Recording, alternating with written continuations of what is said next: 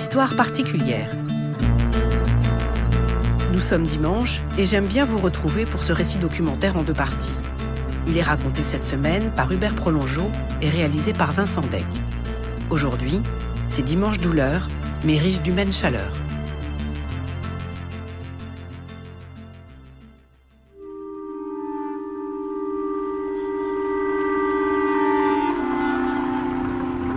Joseph Racol, Maryse Renaud, Lucette Siriex, Marie-France Terrasson, Georges Aubis, Jean-Michel Bastide, Jean-Marie Boissnier. Transmission impossible, Alain ce que le deuil nous enlève. Un documentaire de Hubert Prolongeau, réalisé par Vincent Deck. Cette sortie était organisée par le club des aînés de notre commune. Accompagné par le club du 3e âge de la commune de Saint-Sauveur de Puy-Normand, il partait à Arzac, dans les Pyrénées, pour une journée festive. À Puisseguin, le destin en a décidé autrement. Le voyage s'est transformé en cauchemar. En quelques minutes, un accident d'une si rare violence nous a tous profondément marqués. J'habite près de Puisseguin et je suis allé sur place ce 23 octobre 2015. Le bus qui emmenait les personnes âgées du club du 3e âge de Petit-Palais et Cornan, un de ces petits villages de Gironde de plus en plus voués à n'être plus que des satellites dortoirs de Libourne ou de Bordeaux, ce bus avait eu un accident, une collision qui aurait dû être sans conséquence, mais qui, sans qu'on sache encore bien pourquoi, a entraîné l'embrasement immédiat du bus. 43 personnes sont mortes à l'intérieur en quelques instants, dévorées par les flammes. Dans Petit-Palais, au-delà de l'hébétude, au-delà du chagrin, au-delà de la stupeur, flottait aussi comme le sentiment d'une perte irrémédiable et collective, d'une mémoire qui était partie, d'un savoir qui s'était dissipé. Ce sentiment diffus que je percevais sans encore bien le définir, par une de ces coïncidences que la lecture offre parfois, a soudain pris forme quand j'ai ouvert quelques jours plus tard et par pur hasard le roman de Jean-Paul Dubois, « Si ce livre pouvait me rapprocher de toi ». Voilà ce qu'écrivait Dubois. La nuit, fumant des cigarettes sur la véranda, il m'arrivait souvent de réfléchir à ces biens inestimables que les pères sont empêchés de léguer à leurs fils, ces fortunes à jamais perdues et enterrées. Je pensais à tous ces trésors de l'esprit, ces savoirs accumulés, cette expérience, cet usage du monde, cette mémoire des temps et des saisons, cette connaissance d'une langue étrangère, des fièvres de la joie et du poids de la peine. Je pensais à tout ce patrimoine précieux, à jamais muré et enseveli dans la tête des morts. Les notaires n'avaient à connaître que le partage de la ferraille. Mais où passaient tous les biens de l'esprit? À qui profiteraient-ils? Si les enfants pouvaient hériter de l'acquis de leur père, posséder seulement ce capital ontologique, vivre serait un jeu d'enfant et le monde infiniment riche. Ce texte a longtemps cheminé en moi, et je me suis demandé qu'est-ce que la transmission? Qu'est-ce que nous laissons de nous ou emportons de nous quand nous partons ainsi brutalement? Qu'est-ce que la séparation accidentelle laisse d'inachevé, de non-dit, de regrets devenus irréparables? Nous sommes ici rassemblés après la cérémonie civile, le dévoilement de la stèle. Nous sommes là pour effectivement nous recueillir comme le pouvons. Un an après le drame, nous sommes retournés à Petit-Palais et Cornans et à Camps, les 2 villages les plus touchés par l'accident. Car au-delà de sa gravité, ce drame n'était pas tout à fait comme les autres. Ceux qui sont morts se connaissaient tous. Ils vivaient dans des villages de 600 habitants, parfois moins, y étaient nés pour beaucoup. Avec eux, c'est aussi toute une mémoire, un patrimoine, comme disent certains, qui s'est envolé. Oh, rien de très spectaculaire, des détails, des petits riens, mais de ces petits riens qui fondent une communauté et dont le manque marque cruellement une absence devenue aussi collective. À la fête du village, il n'y avait plus ces gâteaux un peu bourratifs que fabriquaient les mamies. On ne se dit plus ces petits secrets que les vieux seuls connaissaient encore. Les coins à champignons, les endroits de pêche, de chasse. Sur les photos de classe, on ne sait plus toujours qui est qui. Là, dans ces petits villages, L'accident a fait plus que tuer quelques individus, il a décapité une génération. Et ceux qu'ils ont emmenés avec eux manquent à tous. Ah bon? Alors, vous voulez la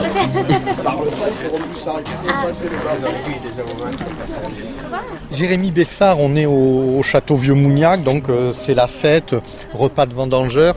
C'est des repas qui l'an dernier n'ont pas eu lieu parce que c'était trop proche de l'accident. Là, on est dans les vignes du château, c'est votre grand-père qui vous a tout appris. Votre grand-père appartenait à cette génération donc, qui a été décapitée lors de l'accident.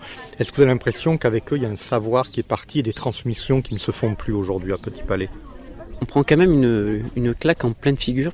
C'est-à-dire qu'avant, on était toujours dans ce petit village en retrait, avec le monde associatif qui se bouge, les anciens qui sont là. Chaque moment est le lieu de faire la fête, de se rassembler. On peut commencer dès le mois de janvier avec la Saint-Vincent, c'est l'occasion entre vignerons de se rassembler. Là, le week-end dernier, je suis parti me promener aux champignons, c'est eux qui m'ont montré les petits coins à cèpes. C'est eux qui nous montraient les endroits où les griffes passaient à la chasse, les endroits, tout ce mode de vie à la campagne qu'on a. Et c'est vrai que ceux qui n'ont pas prêté l'oreille à ces enseignements-là, c'est dommage, ces enseignements-là sont partis avec eux. À chaque repas, c'était des personnes qui ramenaient beaucoup de monde, que ce soit leur famille, des amis. Et avec leur disparition, un vide lors des repas, même ce matin. Moi, j'aime bien le samedi matin, avant de commencer mon boulot, prendre le temps d'aller au petit bistrot du village, boire un café avec les copains. Il manque du monde. Voilà, donc puis des choses simples. Moi, j'ai souvenir petit, la place du village où on jouait à la pétanque, on discutait, les mamies étaient assises sur le banc. Et maintenant, il y a plus tout ça. Donc, moi, j'ai pris l'initiative de faire un petit terrain de pétanque, de façon qu'on se retrouve ensemble. Il faut recréer du lien entre nous. C'est ce qui manque énormément. Il y a eu aussi la création d'un marché, le vendredi, qui aide à cette recréation de liens. Oui, le marché du vendredi est très important. Les gens ont un lieu où ils se retrouvent. Et je pense qu'il faut se battre, il faut se remettre pour créer justement un endroit où les gens se retrouvent. On devient petit à petit un village dortoir en fait. On n'est plus un village où les gens s'imprègnent de son identité, de ses valeurs, de son histoire. Ces anciens étaient aussi très impliqués dans la gestion d'un club de foot qui faisait un peu la fierté du village. Il y avait le stade de football dans le village, donc forcément les garçons venaient pratiquer le football. Donc de ces anciennes générations, ils sont restés attachés quand même à leur petit club de foot, et tout en ayant cette transmission de cette passion, du sport et de ces valeurs-là. Ce qui fait que c'était des gens qui mettaient en place, qui venaient toujours participer pour tenir la buvette, l'entretien de la pelouse, des tribunes, qui encourageaient les petits jeunes à s'inscrire. Voilà, et ça fait la fierté de notre village quand même, parce qu'on a une équipe A et une équipe B, puis une équipe loisir. Et c'est vrai que ces anciens-là aussi étaient toujours là pour rappeler que, même si des fois c'était limite le comportement sur les terrains, mais dire aux jeunes attention, ça reste un sport.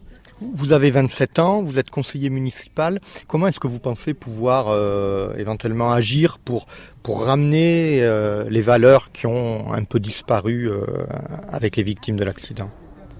C'est compliqué parce que c'était des personnes aussi avec un charisme, des gens qui on écoutait, des personnes sur qui on se disait, voilà, c'était des sages entre guillemets, des sages du village. Maintenant on a peur de l'autre, on a peur de l'étranger. Alors que les anciennes générations étaient là pour dire attention, nous on a connu ça. On sait ce qui s'est passé, là où ça mène, ces idées-là. Voilà, comment faire pour que les nouveaux habitants cohabitent avec les anciens.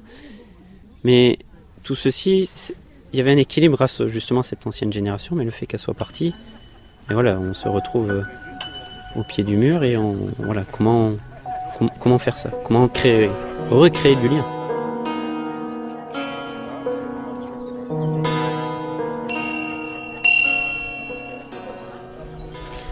Le troisième âge, maintenant, c'est entre 60 et 70 ans, malheureusement, à Petit Palais.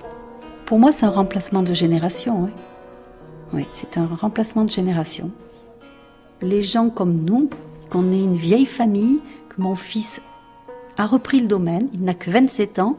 S'il a repris, c'est qu'il est attaché à des valeurs pour vivre ici, à la campagne, dans cette maison. Il a vraiment l'impression, il avait perdu son grand-père et tous ses papis, même il le dit, il y avait un papy qu'il avait vu la veille parce qu'il était dans sa vigne, le papy adorait mon fils parce que pour lui c'était une lumière, quand il y a un rayon de lumière, quand il le voyait, il l'invitait à boire le café, il lui achetait des croissants, l'apéro, il ne boit jamais l'apéro le soir à 18h, mais le papy l'invitait, il y allait pour partager un moment avec lui. Et même mon fils m'a dit, maman, il faut aller voir Madame Sabourdi, elle est seule, elle déprime, il faut aller la voir. Il va voir les personnes âgées qui restent. C'est triste. Mais Sylvie Bessard, parmi tous ces gens qui sont disparus, il y en avait beaucoup qui étaient très connus, qui étaient des personnalités du village que tout le monde voyait, que tout le monde aimait. Qui étaient ces Madame Terrasson, ces Madame Guérinaud qui ont péri dans l'accident? Madame Terrasson, je l'ai très bien connue. Son mari a travaillé chez nous. J'étais au mariage de ses 2 enfants. Cette dame était amie avec mes parents. Mon mari a été directeur de l'école. Elle était la cantinière de l'école, donc on la connaît très bien. Madame Guérinaud, je l'adorais. C'était une personne que j'ai connue depuis toute petite, quand elle était jeune, elle a travaillé chez mes parents. Après, elle avait repris l'épicerie. Depuis qu'il n'y a plus cette épicerie, depuis qu'elle est partie, c'est fini, quoi. C'est parce que on se retrouvait à l'épicerie, elle tenait la régie, on va pas dire pas que du canton, mais de plusieurs cantons. Ça allait jusqu'à Guide, Coutras. Donc c'était vraiment un lieu de rencontre chez elle. Tout ça, il n'y a plus rien à Petit Palais, mais il n'y a plus rien. On aurait dû écrire des mémoires. Voilà, ils sont partis, ça a été trop brutal. Pour moi, c'est un traumatisme.